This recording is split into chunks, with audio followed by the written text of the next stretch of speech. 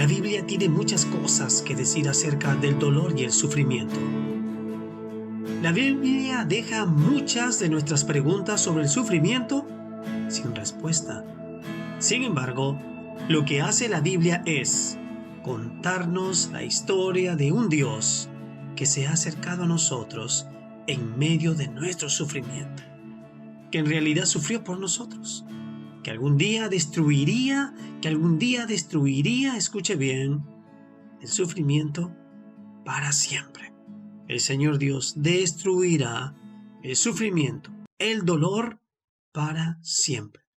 El día de hoy veamos esa historia que se registra en la Biblia, el cual nos va a ayudar cómo superar la prueba del sufrimiento. Noemí y la prueba del sufrimiento. El relato de la vida de Noemí se encuentra en el libro de Ruth, el cual se narra en los tiempos de los jueces, tiempos de una desintegración total. A causa de sus pecados, Dios había enviado hambre a la tierra de Canaán. También quebrantaré el orgullo de su poderío, y haré sus cielos como hierro y su tierra como bronce, y sus fuerzas se consumirán en vano, porque su tierra no dará su producto y los árboles de la tierra no darán su fruto. Levíticos capítulo 26 versículos 19 al 20. Dios había enviado hambre a la tierra de Canaán. ¿No estará enviando también Dios estas situaciones en las cuales estamos viviendo hoy en día? ¿No estará enviando esto Dios para que nosotros nos acercáramos a Él, o en todo caso usted sienta la presencia de Dios en medio del sufrimiento, en medio de este dolor? Volvamos a la historia de Noemí. Debido a esta situación en Belén, Elimelec decidió partir hacia Moab junto con su esposa Noemí y sus 2 hijos. Al parecer, en Moab había suficientes víveres, pero aún así no era el lugar donde Dios quería que ellos estén. No era el lugar que Dios quería que este matrimonio de Elimelec y Noemí estén. Definitivamente le debió de costar muchísimo a Noemí dejar a sus familiares y amistades, pues era una mujer amorosa y agradable, como su mismo nombre lo dice, pues Noemí significa mi gozo, mi dicha y agrado del Señor. Ella era una mujer del pueblo de Dios, una mujer de fe, una mujer con gozo, una mujer con dicha, una mujer con mucho agrado, pues es agrado del Señor. Elimelec, su esposo, hubiera podido esperar en Dios, como hicieron muchos de los que se contentaron con lo que tenían. Hubieran podido preguntar y establecerse en alguna región, en alguna tribu de Israel que estuviera cerca de Moab. Al moverse, no hizo la voluntad de Dios. Este esposo no hizo la voluntad de Dios, pues era hebreo, y como tal tenía la promesa de que en épocas de hambre tendrían abundancia. Escuche bien. Dice el libro de los Salmos, capítulo 34, versículo 9. Teman al Señor ustedes sus santos, pues nada les falta a aquellos que le temen. Los leoncillos pasan necesidad y hambre, pero los que buscan al Señor no carecerán de bien alguno. Los que buscan al Señor no carecerán de bien alguno. Salmos, capítulo 34, versículo 9. A pesar de esta verdad, Elimelec, el esposo de Noemí, se fue a una tierra donde no honraban a Dios. Me imagino para aquellas amigas que están escuchando esta reflexión, o para aquellas esposas que están escuchando esta reflexión y están casadas, las decisiones que tomen sus esposos, sean correctas o no, siempre afectarán a la familia completamente. Escúcheme bien, amigo, usted casado que está escuchando. Escúcheme bien, jovencito, usted que alguna vez se va a casar. Las decisiones que como esposo nosotros tomemos, sean correctas o no, definitivamente afectarán a la familia de una manera completa y total. Es por eso que una de las oraciones diarias que deben hacer las esposas por sus esposos es para que el Señor les dé sabiduría en la toma de decisiones y que puedan responder en obediencia a ella. Pasó el tiempo, Noemí se quedó viuda. ¿Usted cree que ahí comenzó la prueba de su sufrimiento? No es así, no es así. Claro que hay sufrimiento, Claro que hay dolor, mucho dolor, mucho dolor. Conocí una mujer que se quedó viuda cuando sus hijos tenían 13, 12 y 5 años. Hubo mucho dolor, pero no me imagino cuán difícil debió ser en ese momento para ella. Estar en tierra extranjera, con 2 hijos, y ahora teniendo que afrontar nuevas responsabilidades. ¿Cuánto sufrimiento debió tener el perder a su amado esposo? Pero escuche bien, sus hijos, en vez de ayudar a su madre viuda, qué hacen sus hijos? Se casan con 2 moabitas. A todos aquellos que tienen su madre viuda. Y si ustedes están ahí como hermanos, es el tiempo de unirse. Es el tiempo de unirse en un mismo corazón, en un mismo sentir y velar por su madre viuda, sea joven, sea anciana. Pero usted debe de velar por las viudas, y si es hijo, con mayor razón. La ley judía prohibía el matrimonio con extranjeros, algo que trajo más sufrimiento a la vida de Noemí. Pero Noemí quiso a sus nueras mucho, los quiso mucho, y mantuvo una relación afable con ellas. Me imagino que con el único interés de que vieran en ella al Dios que amaba, para que ellas también pudieran llegar a amarle. Pasaron 10 años, ¿y qué cree? Sus hijos también mueren. Noemí no solo pierde a su esposo, Noemí también pierde a sus hijos. ¡Qué dolor para más intenso! Normalmente se dice de que los hijos tienen que enterrar a los padres.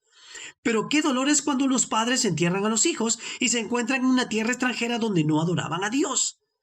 Se había marchado a Belén de muy joven, con su esposo e hijos, y ahora solo tenía un vacío en su corazón. Y no solamente tenía un vacío, tenía mucho dolor y mucha tristeza. ¿Quién va a consolar a una mujer ahora así?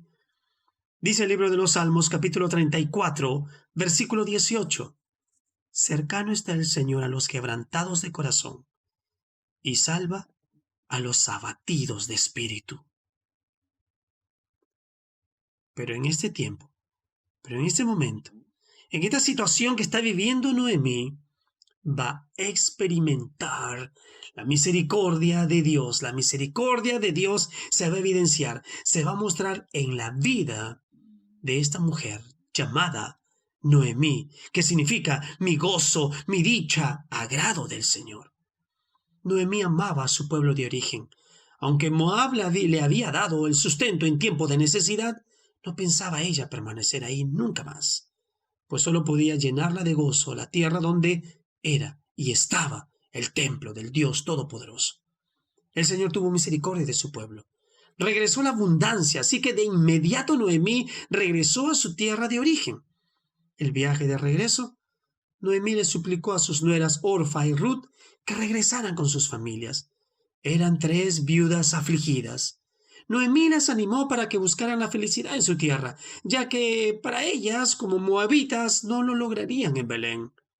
Orfa se despide de Noemí y regresa a su tierra, pero Ruth le dijo estas palabras: no insistas en que te deje o que deje de seguirte, porque a donde tú vayas yo iré, y donde tú mores moraré. Tu pueblo será mi pueblo, y tu Dios mi Dios. Donde tú mueras, allí moriré, y allí seré sepultada. Así haga el Señor conmigo, y aún peor, si algo, excepto la muerte, nos separa. Excepto la muerte, nos separa. Al ver Noemí que Ruth estaba decidida a ir con ella, no le insistió más. Ruth capítulo 1, versículos 16 al 18. Si usted se da cuenta que su nuera es firme con esas convicciones, dele gloria a Dios. Y si no, ore por ella. Y si usted como nuera ve que su suegra se ha quedado viuda, es el tiempo de que usted vele por ella. Es el tiempo que usted esté con ella. Es el tiempo que usted la anime. Es el tiempo que usted también la cuide, la guarde. Y le exprese ese amor. Y sane también Dios la herida de usted y la herida de su suegra. Dios sana las heridas en medio del sufrimiento. Escuche bien.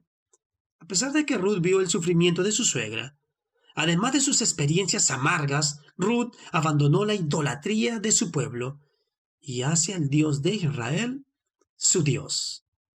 Al entrar Noemí con Ruth a Belén de Judá, las personas decían: ¿no es esta Noemí? Dice Ruth capítulo 1, versículo 19.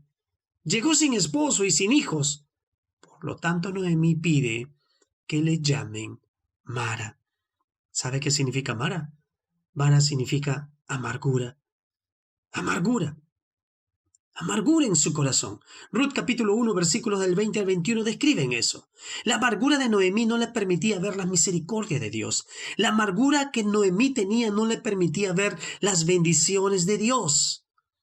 Así que hoy en este día, en medio de la prueba, del sufrimiento, quizás haya amargura, quizás haya en su corazón realmente tristezas, penas, dolor, angustia.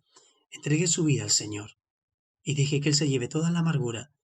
Sienta la presencia de Dios en medio de la prueba, del sufrimiento. ¿Sabe? Dios conservó su vida. Capítulo 1, versículos del 1 al 5. Dios bendijo de nuevo al pueblo de Israel y la condujo de nuevo a casa.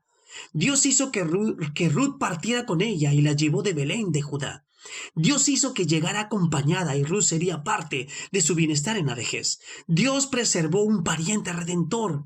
Dios la llevó justo en el tiempo de la siega y usted está escuchando hoy este mensaje, esta reflexión a su corazón.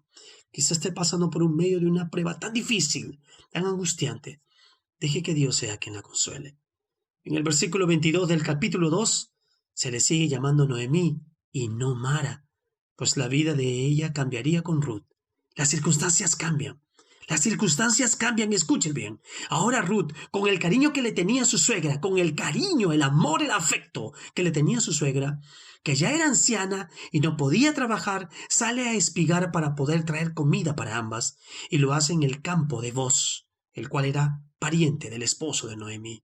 Noemí ya no estaba controlada por la amargura, ya no más la amargura la controlaba. Estaba dispuesta a ayudar a Ruth con sus consejos para que pudiera llegar en matrimonio con Boz. Por tanto, Boz redime la heredad de Elimelech. El Señor permitió que tuviera un hijo. Ruth capítulo 4 versículo 14 dice: entonces las mujeres dijeron a Noemí, escuche bien, bendito sea el Señor, que no te ha dejado hoy sin redentor, que su nombre sea célebre en Israel. Bendito sea el Señor. Que bendiga a cada mujer viuda hoy en este tiempo. Que bendiga a cada hombre viudo en este tiempo. Que bendiga a cada huérfano, a cada huérfana. Que bendiga a cada hombre y a cada mujer que esté pasando por la prueba del sufrimiento. Y el que Señor Dios Todopoderoso se muestra en la vida de cada uno de ellos, de cada uno de ustedes. La vida de Noemí nos enseña cómo los planes de Dios definitivamente van más allá de nuestros propios planes, van más allá de nosotros mismos. Y cómo a pesar de las circunstancias difíciles a nuestro alrededor, todavía podemos seguir viendo su fidelidad y cuidado en medio de nuestras vidas. Escuche, Dios tenía un plan mucho mayor en la vida de Noemí, y su plan para con ella sería la bendición para nosotros hoy también en este día. Noemí tuvo el privilegio de ser la abuela de Obed, padre de Isaí, y el padre de David, los cuales están en la genealogía de nuestro Señor Jesucristo, aquel que vendría a redimir a los suyos de una vez y para siempre.